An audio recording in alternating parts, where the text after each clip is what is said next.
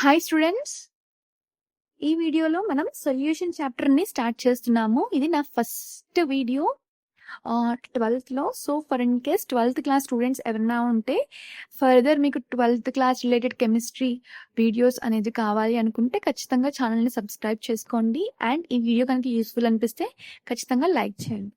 Okay, so here solution చాప్టర్లో చూసుకుంటే solution అనేది ఎనీ ఆఫ్ ద సొల్యూషన్ అనేది 2 కాంపోనెంట్స్ అనేవి ఉంటాయి బేసికల్ గా. ఒకటి వచ్చేసరికి సొల్యూట్, ఇంకొకటి వచ్చేసరికి సాల్వెంట్. ఒకటి వచ్చేసరికి సొల్యూట్, అనదర్ వచ్చేటప్పటికి ఏంటి solvent. For in case solute అంటే ఏంటి అంటే మెయిన్లీ సొల్యూట్ అనేది సొల్యూషన్ లో most of the cases the quantity అనేది వెరీ లెస్ క్వాంటిటీ అనేది ఉంటుంది, లెస్ క్వాంటిటీ అనేది ఉంటుంది. వెరాజ్ సాల్వెంట్ అనేది మోర్ ఇన్ క్వాంటిటీ ఉంటుంది, క్వాంటిటీ ఆఫ్ సాల్వెంట్ అనేది ఎక్కువ ఉంటుంది. వెరాజ్ ఇక్కడ సొల్యూట్ ఫిజికల్ స్టేట్ అండ్ అట్లనే సొల్యూషన్ ఫిజికల్ స్టేట్ అనేది చూసుకుంటే అది might same might not be same.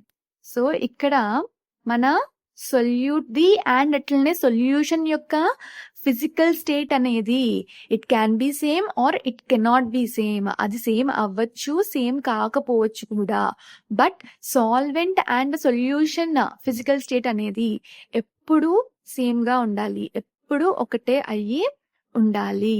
So ఇక్కడ solute and solution physical state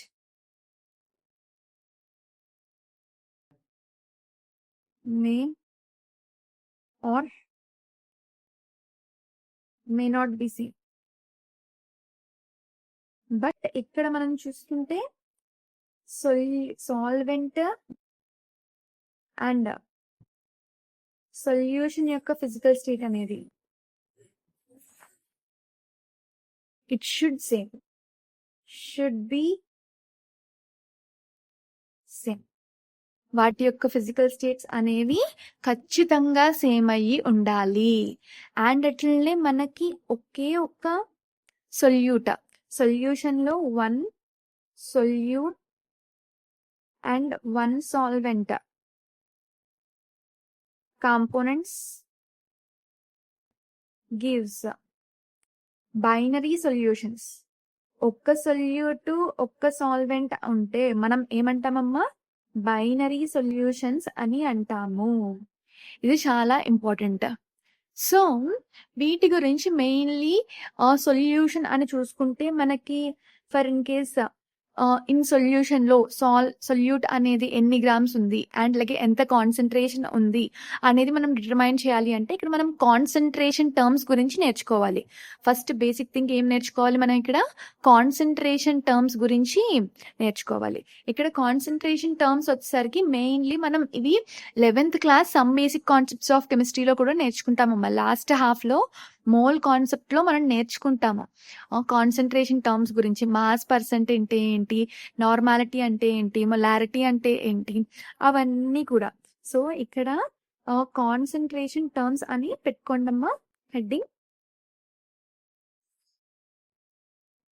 concentration terms. Concentration terms అనేవి చూసుకుంటే మనకి అగైన్ 2 టైప్స్ ఉంటుంది ఈ కాన్సన్ట్రేషన్ టర్మ్స్.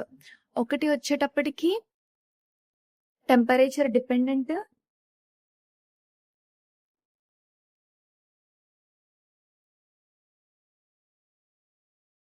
ఇంకొకటి వచ్చేసరికి temperature independent. So temperature dependent లోకి ఏమొస్తుంది, టెంపరేచర్ ఇండిపెండెంట్ లోకి ఏమొస్తుంది అనేది మనం చూద్దాం ఇక్కడ.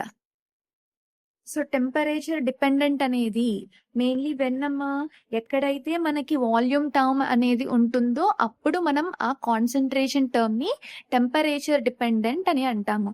సో ఇక్కడ మనం for in case mass percent అనేది చూసుకుంటే దీన్నే మనం W/W పర్సెంటేజ్ అని కూడా అంటాము.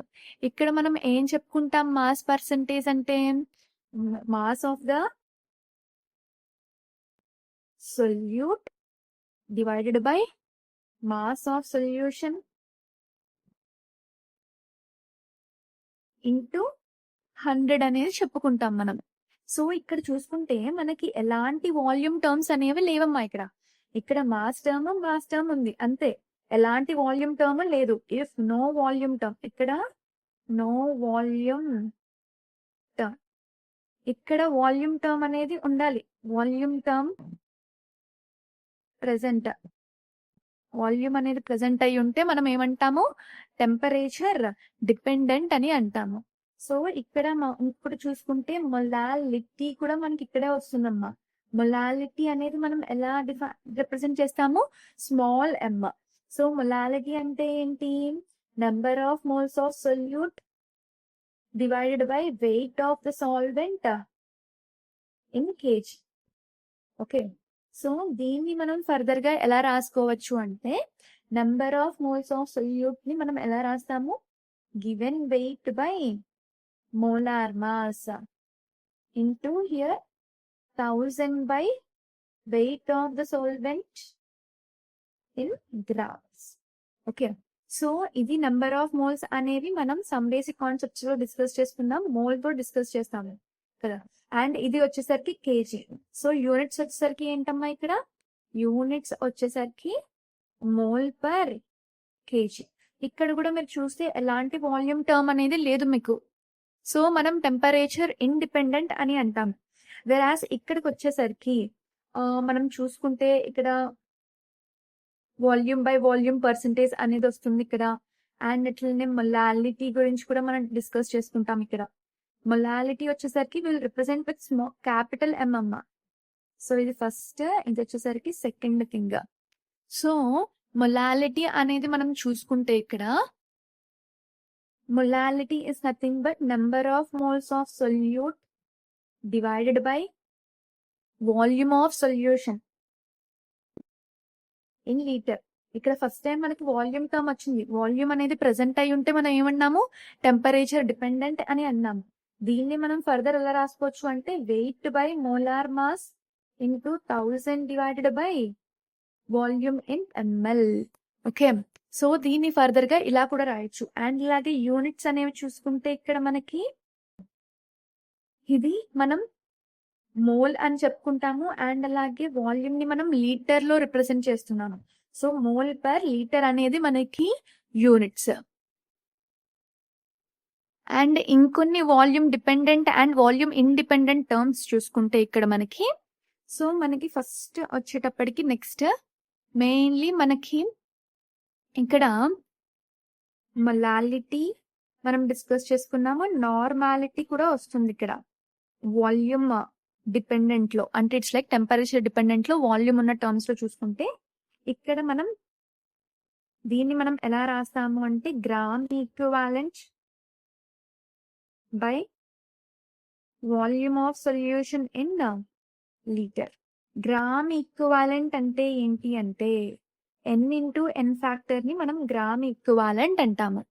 సో మనం ఎన్ ఫ్యాక్టర్ క్యాలిక్యులేషన్ ని కూడా మనం get to know చేసుకోవాలమ్మా.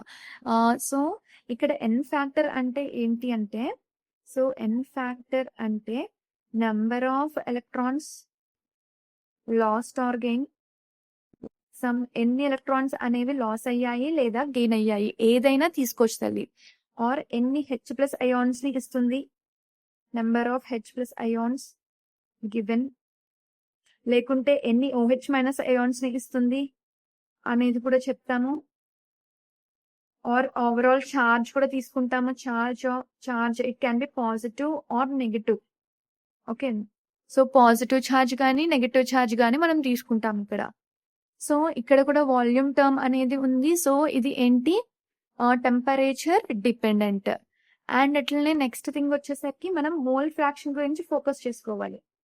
Mole fraction అనేది ఏంటి, టెంపరేచర్ ఇండిపెండెంట్, అంటే దీనిలో ఎలాంటి వాల్యూమ్ టర్మ్ అనేది లేదు. సో మోల్ ఫ్రాక్షన్ అనేది మనం హైట్ తో రిప్రజెంట్ చేస్తాము, నార్మాలిటీ అనేది క్యాపిటల్ ఎన్ తో రిప్రజెంట్ చేస్తాము. అండ్ ఇక్కడ వచ్చేసరికి మనకి మోల్ ఫ్రాక్షన్ లో మెయిన్లీ మోల్ ఫ్రాక్షన్ లో మనకి ఇక్కడ for in case mole fraction of A అనేది నేను డిటర్మైన్ చేయాలి అంటే హియర్ ఎన్ని మోల్స్ ఉన్నాయి ఏలో divided by total number of moles. Total number of moles అంటే ఫర్ ఇన్ కేస్ 2 కాంపోనెంట్స్ ఉన్నాయి. సో ఆ 2 కాంపోనెంట్స్ యొక్క నెంబర్ ఆఫ్ మోల్స్ ని మనం యాడ్ చేయాలి. సో ఇక్కడ మోల్ వస్తుంది, ఇక్కడ మోల్ వస్తుంది. సో ఇట్ ఈస్ యూనిట్స్ అనేవి it is unitless. There is no units in what mole fraction.